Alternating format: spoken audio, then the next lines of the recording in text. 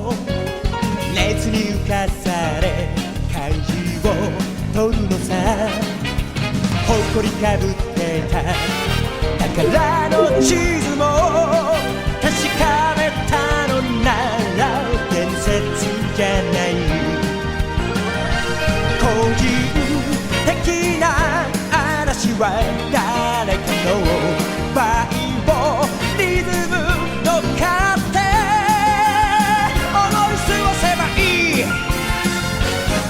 ありったけの夢をかき集め探し物探しに行くのさ。ポケットの恋それと You wanna be my friend。 We are on the curve。 We are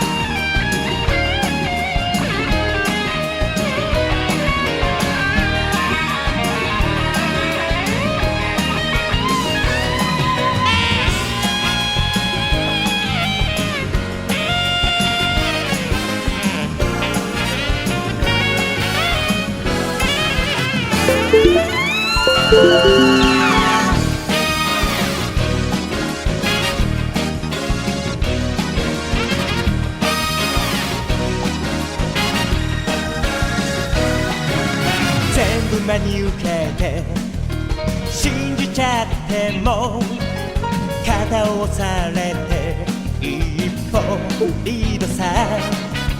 今度会えたなら話すつもりさ。それからのこととこれからのことつまりいつもピンチは誰かにアピールできるいいチャンス。自意識過剰にしみたれた